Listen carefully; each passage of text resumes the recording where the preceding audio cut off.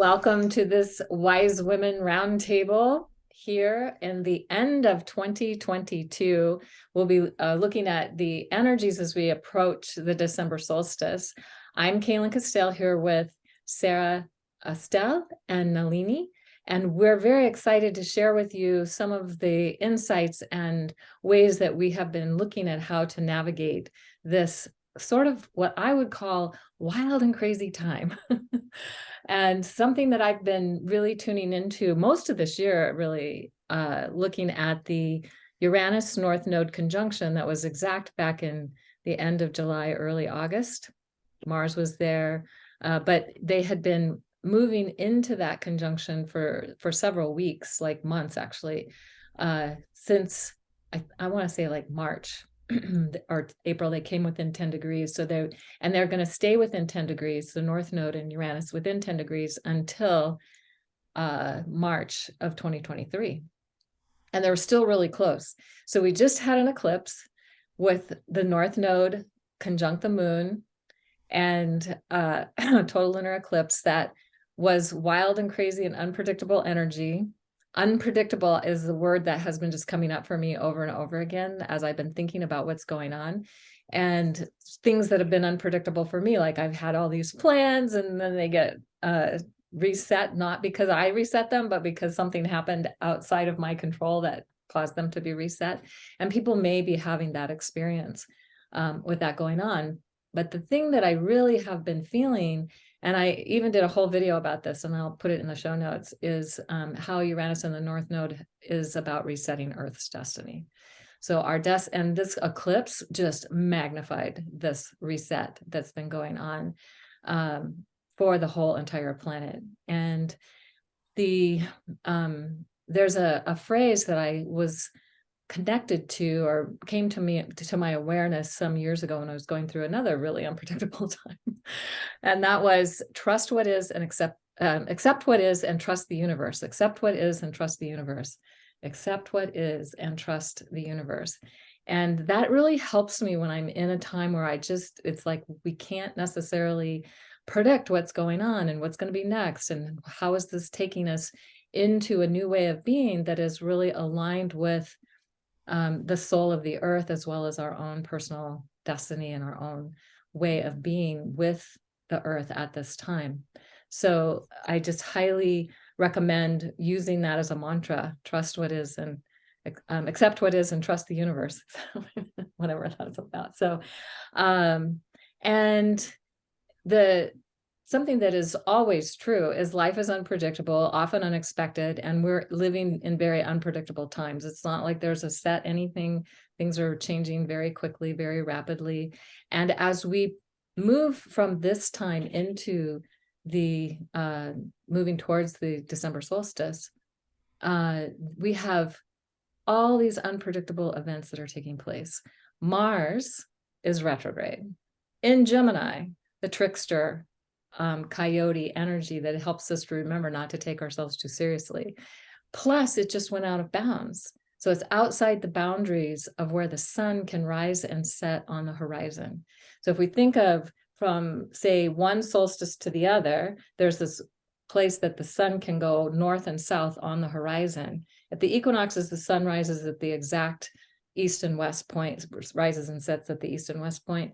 But at the solstices, it's either at the furthest north, June solstice, or the furthest south, December solstice. And there's only so many degrees or so many places. Like if you set stones to watch the sun where it's rising and see, or look on the mountain and say, okay, always at this solstice, it's rising here.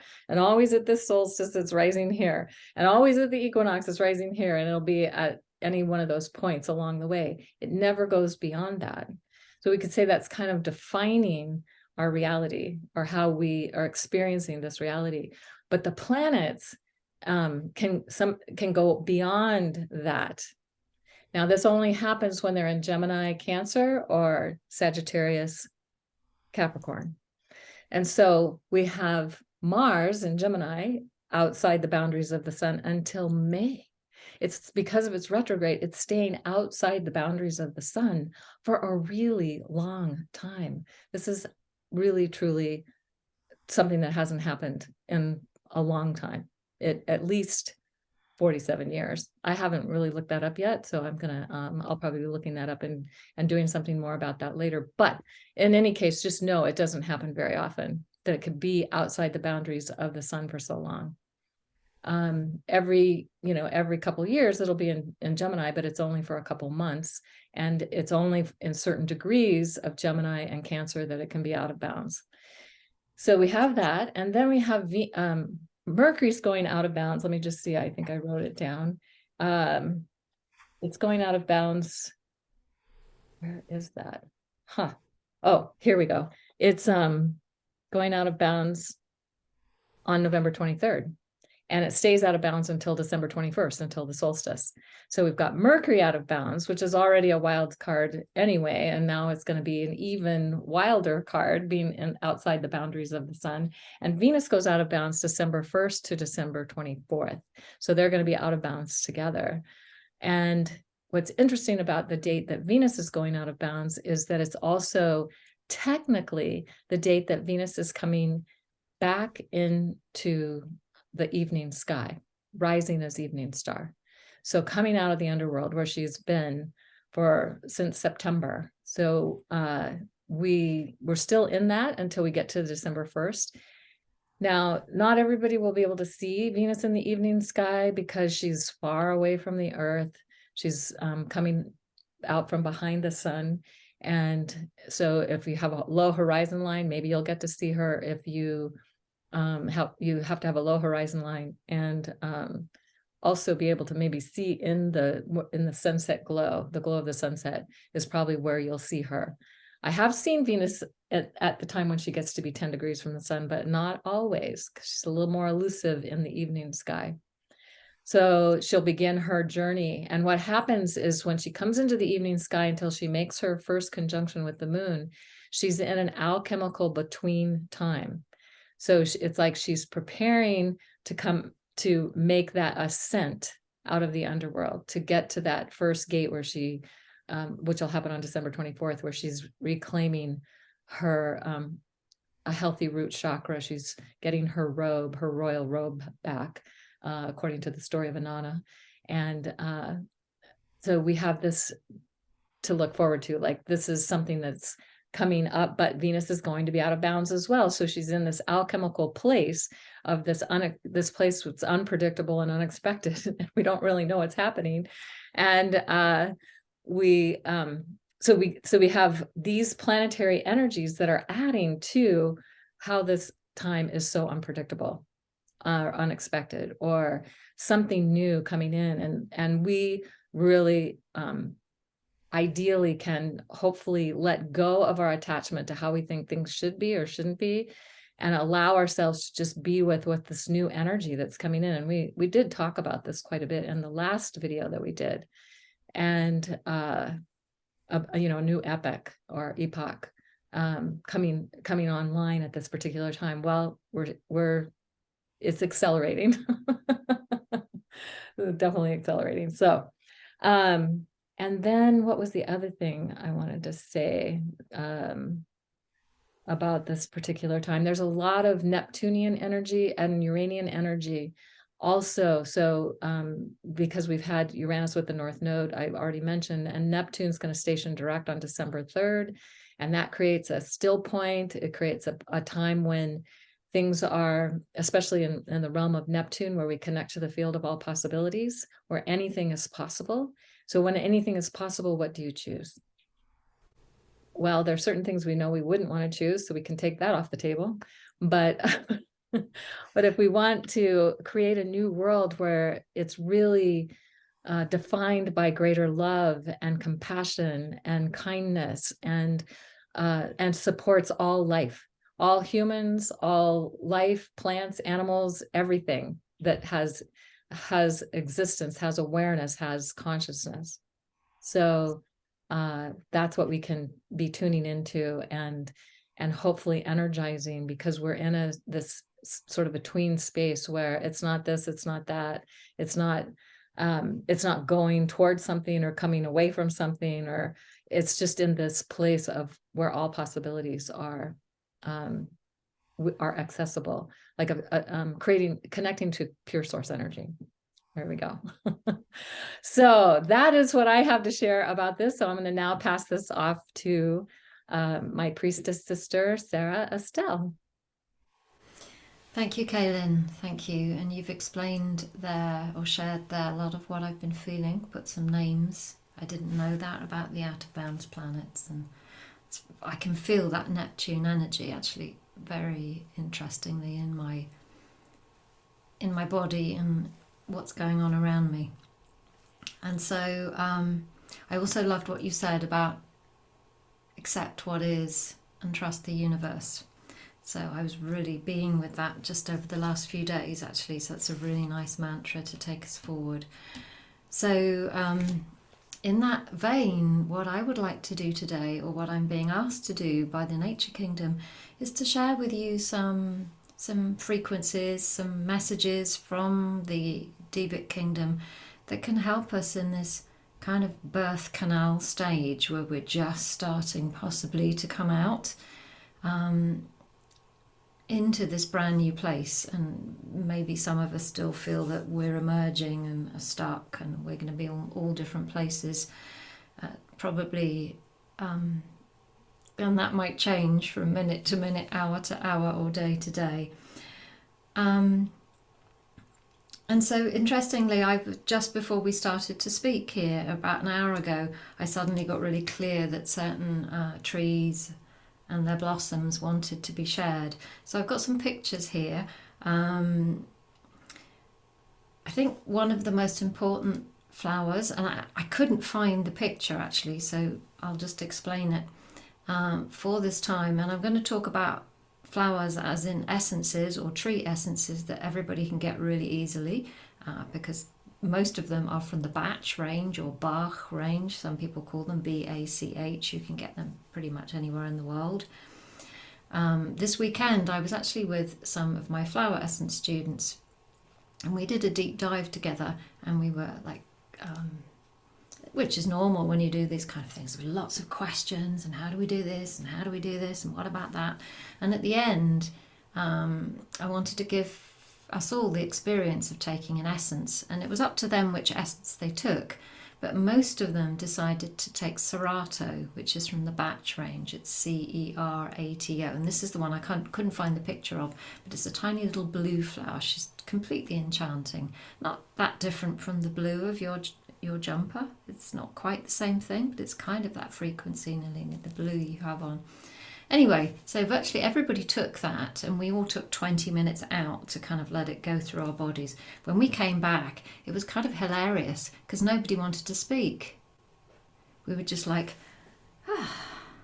and we just kind of sat there and smiled at each other, and all the questions had disappeared. And we were just like, one of the ladies said, I'm just so super zen, I'm so relaxed. And we just all sat there and talked about how zen and relaxed we felt. And I share that because it's just such a testimony of how nature can help us come out of that sort of not that anybody was being frantic, I don't mean that. It's normal to ask questions, particularly when you're in class. But all of a sudden we were like, whoa, that's different. And we weren't necessarily sleepy or any switched off. We weren't yawning or anything. We were just like present and not really wanting to speak about anything that, the stuff. So that was the first one. So if that resonates with you, Cerato is such a beautiful being for that. Another one that is different, but does the same kind of thing. I hope you can see that all because it's nighttime here, so I've got lights on. This is a white chestnut flower. Gorgeous, creamy white flowers. I can remember when I lived in the UK and I used to get off the train and walk home through a park. And when you came off the main road into the park, there was a kind of avenue of white chestnuts. And all of a sudden you came in. I used to always think to myself, why is it so quiet when I walk into the park through that avenue? Because it was all noisy with the traffic. And then one day in spring, I realised why. It was because I was walking through white chestnut trees. So even when they weren't in bloom, white chestnut is about listening through the quietness.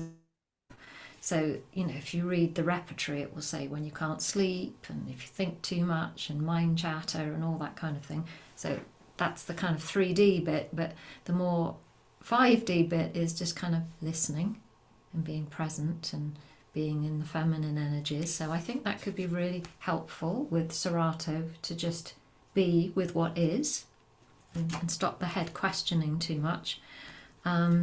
This one here, this is Elm.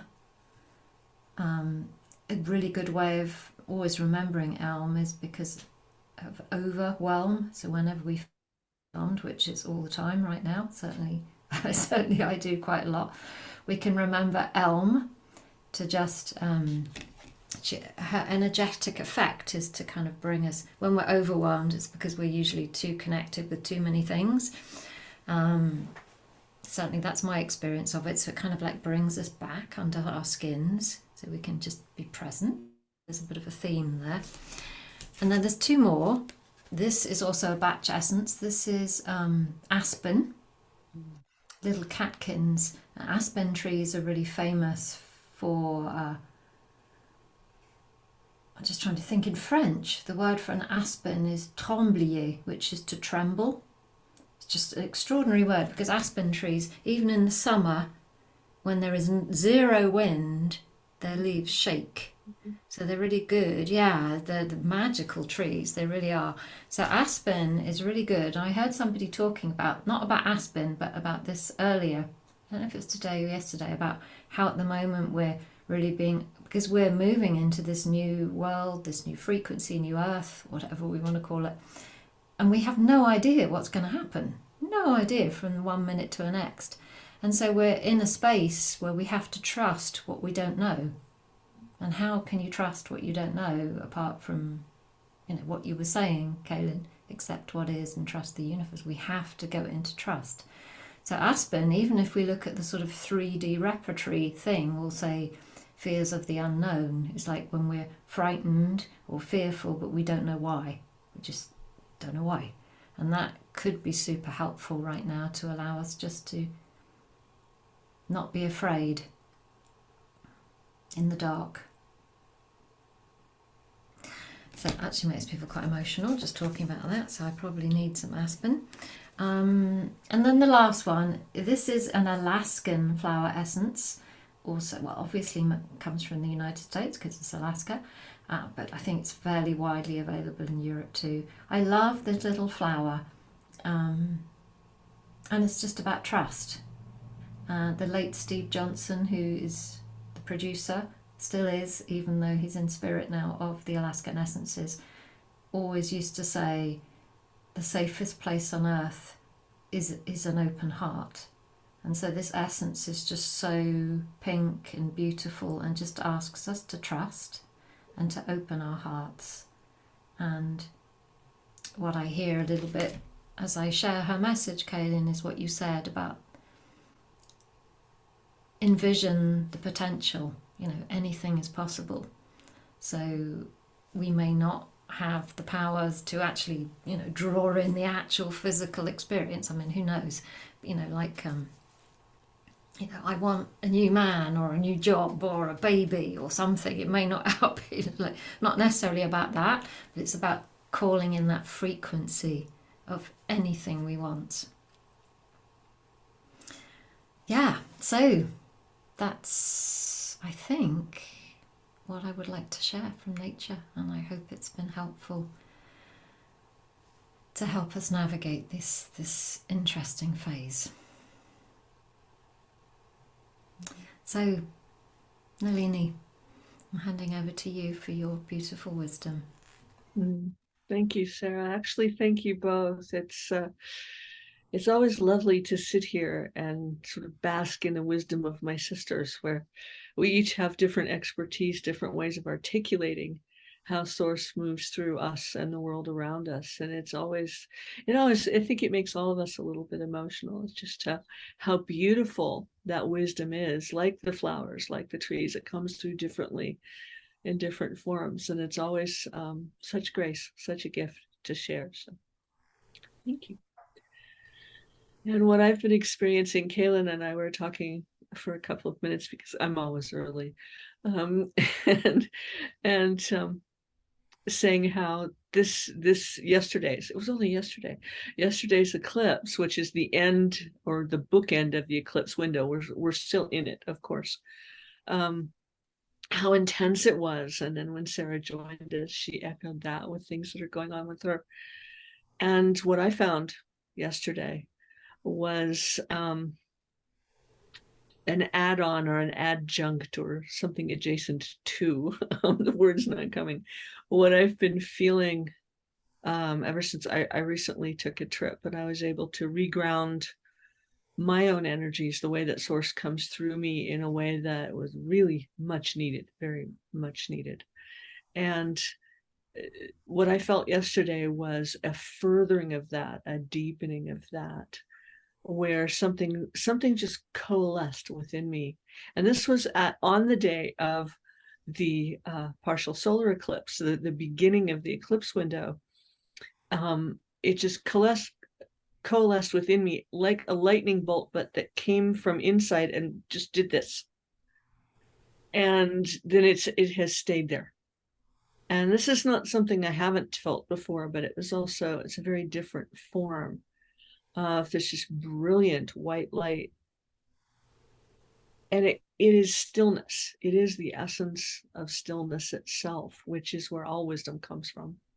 The essence, the ability to be that still place, like Sarah was talking about with the Serato, or with the out of bounds planets. I always kind of like them when they're out of bounds. I think it's fun, because it takes the rational mind on a roller coaster ride someplace else. And if you go with that ride, it can be all kinds of ways. But if you stay centered and stay present in the stillness, all that other stuff, it's a little bit like watching cartoons out of the corner of your eye. It's sort of like, yes, that stuff's out there, but that's not where I live. And what I was reminded over this time very, very strongly was that we each have this stillness within us. We each have this magic, this uniqueness, this wisdom. And it's not about worthy, it's not about deserving, it's that this is what we are. This is where we live. And this is where we need to live. It's what we require, each of us in our own way. And what was brought home to me rather drastically through adventures at Heathrow was that I live in a very different world, a very different expression of reality than most people. I have lovely sisters who live close by, but in their versions, but it's very, very different. And I forget about that. We all forget about that. We're in our own consciousness, our own awareness, our own day to day, and we don't necessarily notice how different everything has become, and how with this eclipse window, with the out of bound planets, with what Gaia is herself is traversing through the photon belt, through the edge of the galactic sheet. I mean, there's all this that's going on that is unprecedented, is almost overused at this point. We don't know. It's the not knowing. It's the not knowing. And what I have found is that the not knowing brings each of us home to what is known through us, the wisdom that is, always has been, and always will be known through us. So some would say we know more than we know.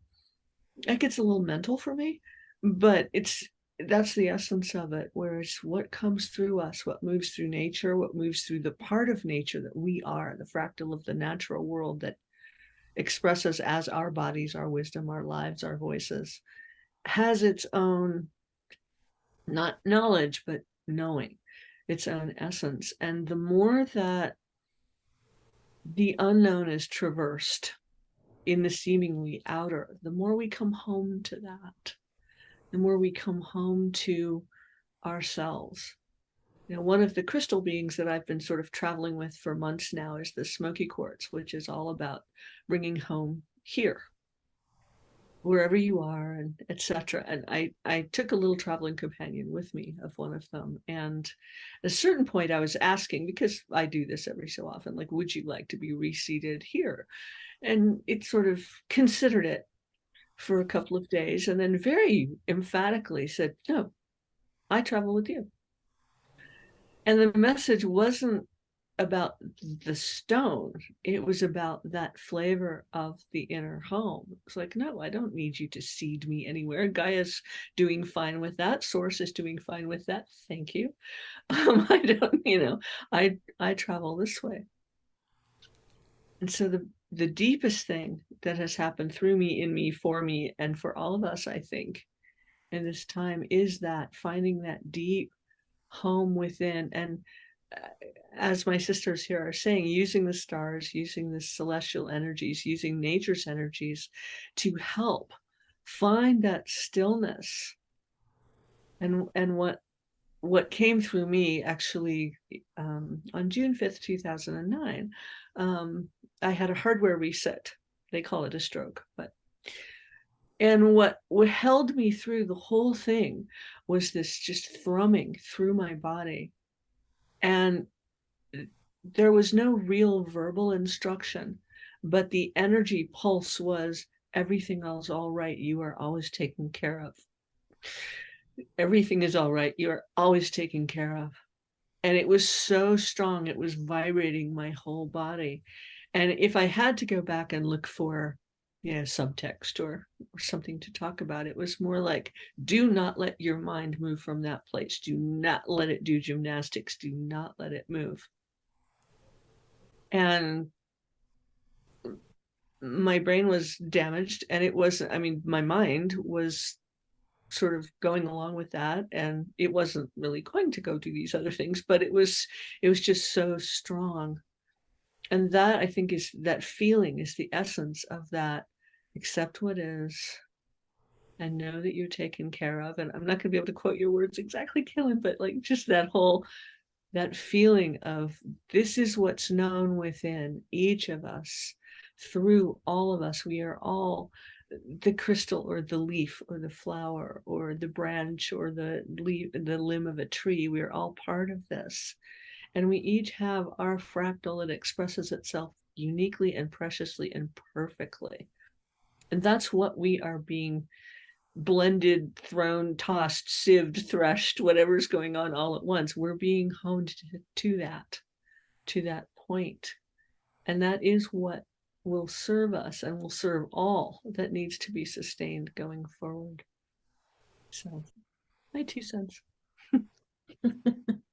Oh, beautiful. So we will leave you with these thoughts, and we will join with you again before the solstice. So stay tuned.